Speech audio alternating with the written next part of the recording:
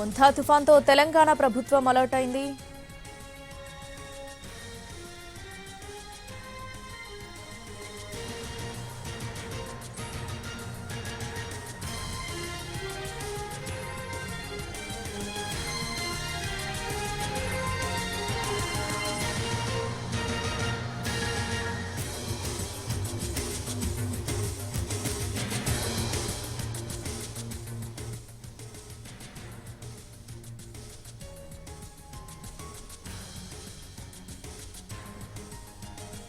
Breaking news చూస్తున్నాం. ముంతా తుఫాన్ మరింత బలపడింది. తీర ప్రాంతం మొత్తం కూడా అల్లకల్లోలంగా మారింది. దానికి సంబంధించిన బ్రేకింగ్ పాయింట్స్ చూస్తున్నాం. అలలు ఉవ్వెత్తున ఎగిసిపడుతున్నాయి. ముంతా తుఫాన్తో ఏపీ ప్రభుత్వం ఇప్పటికే అలర్ట్ అయింది. ఏపీ యానంలో రెడ్ అలర్ట్ జారీ చేసింది. తుఫాన్ ప్రభావంతో పలు జిల్లాల్లో భారీ వర్షాలు కురిసే అవకాశం ఉంది. దీంతో ఆయా జిల్లాల అధికారులను కూడా ఏపీ ప్రభుత్వం ఇప్పటికే అలర్ట్ చేసింది. గంటకు 110 కిలోమీటర్ల వేగంతో గాలులు వీచే అవకాశం ఉన్నట్టుగా తెలుస్తుంది. ఉత్తర వాయువ్య దిశగా ముంతా తుఫాన్ కదులుతుంది. తీర ప్రాంత గ్రామాలు అప్రమత్తంగా ఉండాలని అధికారులు హెచ్చరిస్తున్నారు.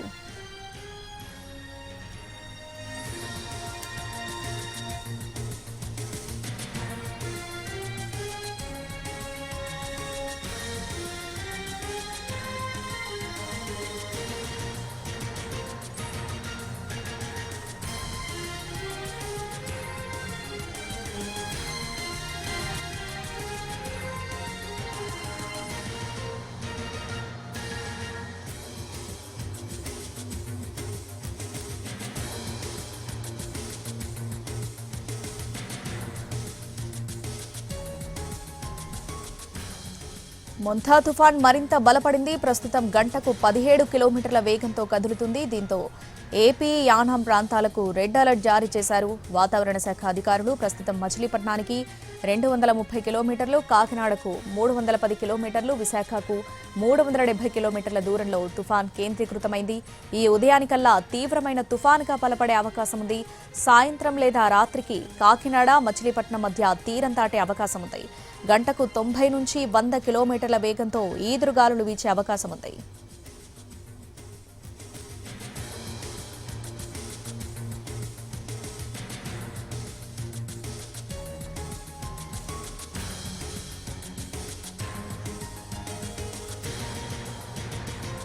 ముంతా తుఫాన్ మరింత బలపడింది. ప్రస్తుతం గంటకు 17 కిలోమీటర్ల వేగంతో కదులుతుంది. దీంతో ఏపీ యానం ప్రాంతాలకు రెడ్ అలర్ట్ జారీ చేశారు వాతావరణ శాఖ అధికారులు. దీనికి సంబంధించి పూర్తి అప్డేట్స్ మా ప్రతినిధి కాకినాడ నుంచి సాయి సుధీర్ లైవ్ లో అందిస్తారు. సాయి సుధీర్.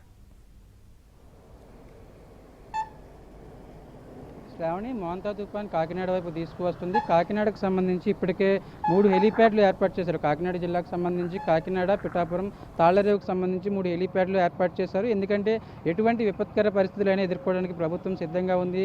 దానికి అనుగుణంగానే అవసరమైతే ఎయిర్ షిఫ్టింగ్ చేయడానికి కూడా సిద్ధమైంది. మరోవైపు ముంతా తుఫాన్ ప్రభావం ఇప్పుడిప్పుడే జిల్లాపై కనిపిస్తుంది. జిల్లాలో దాదాపు 12 మండలాలపై ఎక్కువగా ఈ ముంతా తుఫాన్ ఎఫెక్ట్, అదేవిధంగా భారీ ఈదురుగాలులు, భారీ వర్షాలు ఎఫెక్ట్ ఉంటుందని అధికారులు అంచనాలు వేస్తున్నారు. దానికి అనుగుణంగానే దాదాపు 67 గ్రామాలు, 12 మండలాలు, 67 గ్రామాలలో దీని ఇంపాక్ట్ ఎక్కువగా ఉంటుంది. మొత్తం సీ ఏరియా అంతా కూడా పోలీసులు, అదేవిధంగా అధికారులు వాళ్ళ స్వాధీనంలోకి చేసుకున్నారు. ఎందుకంటే ఇతరులు కావచ్చు, అదేవిధంగా రెగ్యులర్గా అటువైపు తిరిగే వాళ్ళని కూడా అటు తిరగనివ్వడం లేదు. ముఖ్యంగా ఉప్పాడ, కొత్తపల్లి, కాకినాడ రోడ్డును కూడా పూర్తిగా బ్లాక్ చేసేసి రోడ్డును కూడా డైవర్ట్ చేసిన పరిస్థితి. ముఖ్యంగా పునరావాస కేంద్రాలకు సంబంధించి ఇప్పటి వరకు జిల్లా వ్యాప్తంగా దాదాపు 269 పునరావాస కేంద్రాలు ఏర్పాటు చేశారు తుఫాన్కు సంబంధించి, తుఫాన్ షెల్టర్లకు సంబంధించి. అయితే చాలామంది ఇప్పటి వరకు 10,000 మందికి పైగానే ఆ తుఫాన్ పునరావాస కేంద్రాలకు తరలించారు. అయితే చాలామంది రావడానికి ఒప్పుకోవట్లేదు. వాళ్ళని కన్విన్స్ చేసి, అదేవిధంగా దానికి సంబంధించి వాళ్ళని ఒప్పించి కొంతమంది అయితే పోలీస్తో కూడా వాళ్ళని బయటకు తీసుకొస్తున్న పరిస్థితి. ఎందుకంటే ఈ తుఫానుకు సంబంధించి భారీ ఈదురుగాలులు, భారీ వర్షాలకు తుఫాను ప్రభావిత గ్రామాలన్నీ కూడా పూర్తిగా మునిగిపోయే అవకాశం ఉంది, పూర్తిగా దెబ్బతినే అవకాశం ఉంది. పాడైపోయిన ఇళ్లలో కొంతమంది అలాగే లెక్కలేనితనంగా ఉంటున్నారు, కానీ వాళ్ళు బయటికి వచ్చే పరిస్థితి కనిపించడం లేదు. వాళ్ళని కూడా పోలీస్ ఫోర్స్తో వాళ్ళని బలవంతంగా బయటకు తీసుకొస్తున్నారు. మరొకవైపు జిల్లా యంత్రాంగం కూడా అప్రమత్తమైంది. ఎప్పటికప్పుడు మానిటరింగ్ చేసుకోవడం, ఏ మండలంలో, ఏ స్థాయిలో, ఎక్కడ ఏ విధంగా తుఫాన్ ఎఫెక్ట్ ఉంది, భారీ వర్షాలు, భారీ ఈదురుగాలు ఎక్కడ ఉన్నాయని కూడా దానికి అనుగుణంగానే ఏర్పాట్లు చేసుకుంటున్నారు. అంటే అంటే ఈ తుఫానుకు సంబంధించి తుఫాను తీరం దాటిన తర్వాత దాని ఇంపాక్ట్ ఎక్కువగా ఉంటుంది, దాని ఎఫెక్ట్ ఎక్కువగా ఉంటుంది. ముఖ్యంగా తీర ప్రాంత మండలాలు తాళ్లరేవు నుంచి కాకినాడ సిటీ, కాకినాడ రూరల్, మరోవైపు ఉప్పాడ, కొత్తపల్లి, తొందంగి, తుని ఇలా ఈ కోస్టల్ ఏరియా అంతా కూడా చాలా అగ్రెసివ్గా ఎఫెక్ట్ ఉంటుంది. దాదాపు గత 10 సంవత్సరాలుగా ఎప్పుడూ లేని విధంగా దీని ఇంపాక్ట్ ఉంటుందని అధికారులు అంచనాలు వేస్తున్నారు. ఐఎండీ కూడా అదే క్లారిటీ ఇచ్చింది. మరొక వైపు తుఫాన్కు సంబంధించి మచిలీపట్నం నుంచి కాకినాడ వైపు ఎక్కడైనా తీరం దాటే అవకాశం ఉంది. ఈ రేడియస్లో మచిలీపట్నం టు కాకినాడ రేడియస్లో ఎక్కడైనా తీరం దాటే అవకాశం ఉంది కాబట్టి దానికి అనుగుణంగానే ఏర్పాట్లు చేస్తున్నారు. మరోవైపు ఈ పునరావాస కేంద్రాల్లో కూడా చాలామంది వచ్చి వెళ్ళిపోతున్నారు, మళ్ళీ పాడైపోయిన ఇళ్లలోనే ఉంటున్నారు. వారిని కూడా అక్కడే ఉంచి ఈ తుఫాను ఇంపాక్ట్ అనేది మొత్తం తగ్గేంత వరకు అక్కడే ఉంచడానికి ఏర్పాట్లు జరుగుతున్నాయి. ఇక్కడికే జిల్లా కలెక్టరేట్లో స్పెషల్ మానిటరింగ్ కంట్రోల్ రూమ్ ఏర్పాటు చేశారు. ఎప్పటికప్పుడు మండలాల లెవెల్లో, గ్రామాల లెవెల్లో పరిస్థితి ఏ విధంగా ఉంది, అదేవిధంగా అక్కడ ఎవరున్నారు, రెస్క్యూ పేషెంట్స్ ఎవరుంటారు, ఒకవేళ ఈ ప్రెగ్నెంట్ పేషెంట్స్ కొంతమంది ఉన్నారు, వాళ్ళని ఎట్లా తీసుకురావాలని కూడా ఇటు అధికారులు అప్రమత్తమైన పరిస్థితి. దీనికి సంబంధించి దాదాపు 100 నుంచి 110 కిలోమీటర్ల వేగంతో గాలులు ఎక్కువగా వేస్తాయి, భారీ ఎదురుగాలులు, ప్రచండ గాలులు ఎక్కువగా వేస్తాయని అధికారులు చెప్తున్నారు. దానికి అనుగుణంగానే ఇప్పటికే మత్స్యకారులందరినీ కూడా సముద్రంలో వేటకు వెళ్లకుండా నిషేధించారు. మనం విజువల్స్లో చూసుకోవచ్చు. ఇవన్నీ కూడా మత్స్యకారుల బోట్లు.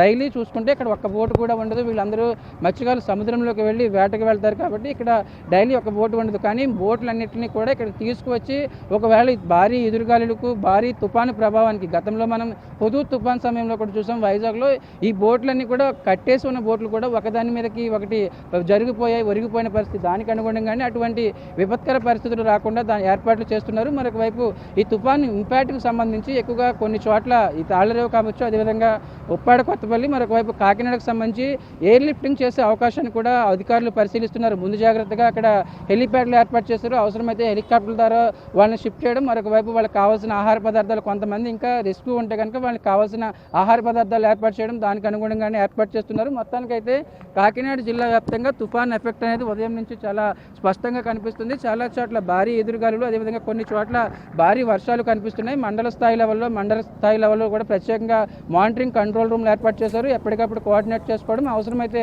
గ్రామ స్థాయిలో ఉన్న వారిని, కొంతమంది ఈ తుఫాన్ పునరావాస కేంద్రాలకు రావడానికి ఆసక్తి చూపట్లేదు, ఇంట్రెస్ట్ చూపట్లేదు, రెగ్యులర్గా వచ్చే తుఫాన్లే కాబట్టి తమకు ఎటువంటి ఇబ్బందులు ఉంటున్నారు, అటువంటి వారిని కూడా బలవంతంగానైనా తుఫాన్ పునరావాస కేంద్రాలకు తీసుకురావడానికి ఏర్పాట్లు చేస్తున్నారు. సాయంత్రానికల్లా ఈ కోస్టల్ ఏరియాకు ఆనుకుని ఉన్న పబ్లిక్ అందరినీ కూడా పునరావాస కేంద్రాలకు తీసుకురావడానికి ఏర్పాట్లు చేస్తున్నారు. శ్రావణి, సుధీర్, కాకినాడ వ్యాప్తంగా మొత్తం ఎన్ని రెడ్ జోన్ ప్రాంతాలుగా గుర్తించారు? అక్కడ ఏ ప్రాంతాలపై ఈ తుఫాన్ ఎఫెక్ట్ ఉండబోతుంది? ఈ డీటెయిల్స్ ఏంటి దీనికి సంబంధించి? ముఖ్యంగా కాకినాడ జిల్లాకు సంబంధించి తాళ్లరేవు, కాకినాడ సిటీ, కాకినాడ రూరల్, మరోపై ఉప్పాడ, కొత్తపల్లి, తొండంగి, తుని ఈ 6 మండలాలతో పాటు మరో 6 మండలాలు పాక్షికంగా తుఫాన్ ఎఫెక్ట్ ఎక్కువగా ఉంటుందని అధికారులు అంచనాలు వేస్తున్నారు. దానికి అనుగుణంగానే ఈ 6 మండలాలు, అదేవిధంగా కోస్టల్ బెల్ట్ ఉన్న ఏరియాకు సంబంధించిన పబ్లిక్ అందరినీ కూడా ముందస్తుగా పునరావాస కేంద్రాలకు తీసుకుని రావాలి. పునరావాస కేంద్రాల్లో వాళ్ళకి కావాల్సిన 10 రోజులకు సరిపడా ఆహార పదార్థాలు కావచ్చు, మెడిసిన్ కూడా అందుబాటులోకి తీసుకొచ్చారు. దానికి అనుగుణంగానే, ఎందుకంటే వాళ్ళు ఒకవేళ భారీ ఎదురుగాలులు, అదేవిధంగా భారీ వర్షం వస్తే కనుక వాళ్ళను బయటకు తీసుకొచ్చే అవకాశం ఎక్కడా ఉండదు. చాలా దాని ఇంపాక్ట్ ఎక్కువగా ఉంటుంది. దాని ఎఫెక్టెడ్ ఏరియాస్లో కనీసం ఎన్డీఆర్ఎఫ్, ఎస్డీఆర్ఎఫ్ వెళ్ళలేని సిచ్యువేషన్లో కూడా కొన్ని ఏరియాస్లు ఉంటాయి. గతంలో మనం తుఫాన్లు జరిగినప్పుడు, హుదూద్ తుఫాన్ కావచ్చు, అంతకు ముందు ఉన్న తుఫాను సమయంలో కూడా చాలా చోట్ల ఇదే జరిగింది. దానికి అనుగుణంగానే అధికారులు ఏర్పాట్లు చేస్తున్నారు. తర్వాత ప్రమాదకరంగా వాళ్ళని బయటకు తీసుకొచ్చే బదులు ముందుగానే వాళ్ళని సేఫ్ జోన్లోకి, సేఫ్ ఏరియాస్లోకి, ఈ పునరావాస కేంద్రాల్లోకి తీసుకుని రావడం. మరొక వైపు సచివాలయాలు కాబట్టి, అదేవిధంగా ఇప్పటికే స్కూల్స్, కాలేజెస్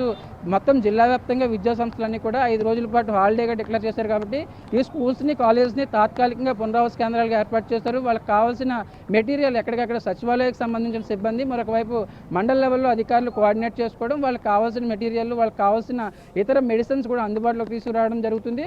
అంటే దీనికి సంబంధించి కొంతమంది ఈ ఏదైతే రెగ్యులర్గా తుఫాన్లను చూసేవాళ్ళు, అదేవిధంగా కొన్ని కోస్టల్ ఏరియాకి సంబంధించిన వాళ్ళు మాత్రం దీనిపై ఎక్కువగా బయటికి రావడానికి ఆసక్తి చూపట్లేదు.